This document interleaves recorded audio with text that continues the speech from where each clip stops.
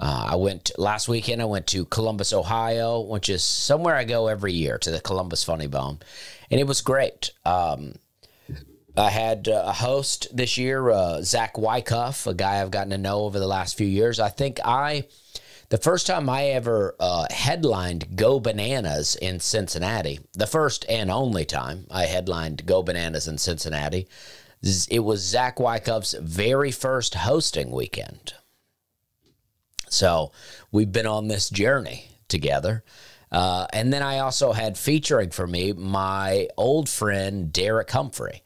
It's pretty exciting, because me and Derek are, we're on similar journeys, but Derek went the New York City route, so he works a lot of the rooms in New York City, and I moved to Nashville to work the road. But, there's a poster we shared of me and Derek doing a show together, and we have lots of posters. That's not the only one, but we have the one of us doing comedy probably somewhere around 2010.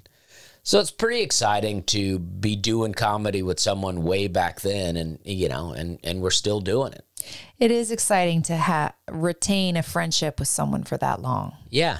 How do you do it? Well, we live in completely different cities and don't talk to each other that often. Okay. But see, when I do that, I just lose the friendship.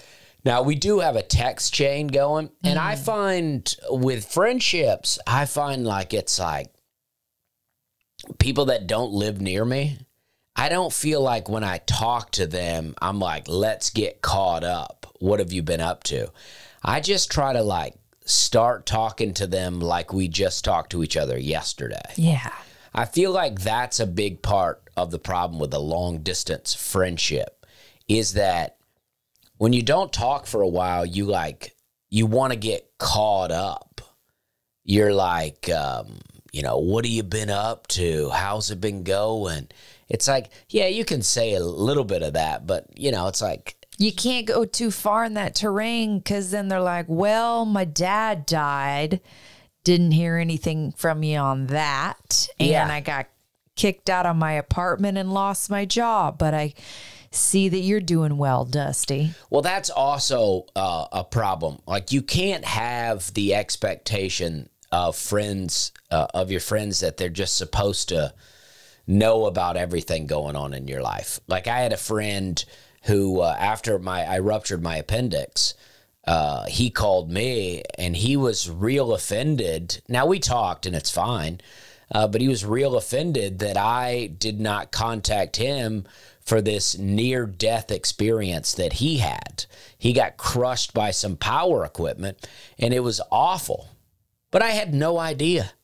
And he was acting like, oh, you never called me when I was in the hospital. And I'm like, dude, I had no idea. I'm so sorry to hear it. I had no idea. It's like, you can't hold those kind of expectations on people, because we're not it's like we're not living in these small communities anymore. We're all spread out. We're in the globally connected network, but less connected in a lot of ways than ever.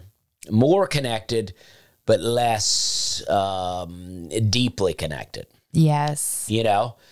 So I feel like you can't have those kind of expectations on people. Like, I didn't go to Derek's wedding, but I don't even know that Derek invited me, because Derek was like, he checked with me on the date, and it's like, he knows I work weekends, and it's hard. It's like, when people invite me to a wedding, it's like, dude, it's like, you're going to have the wedding on Saturday? Like, I already have a show planned and people have already bought tickets.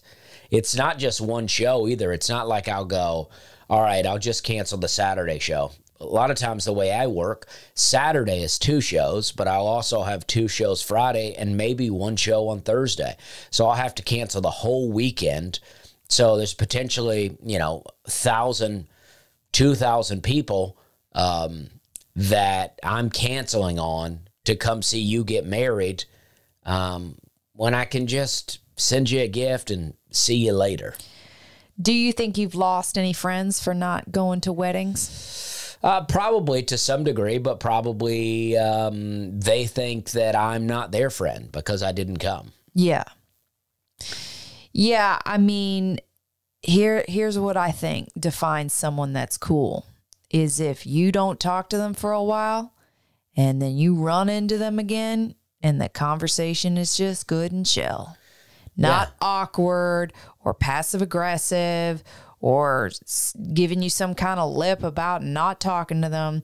If someone can just pretend and not care that you haven't cared about them for a while, that's the kind of person I want to hang out with. Well, that's who I am.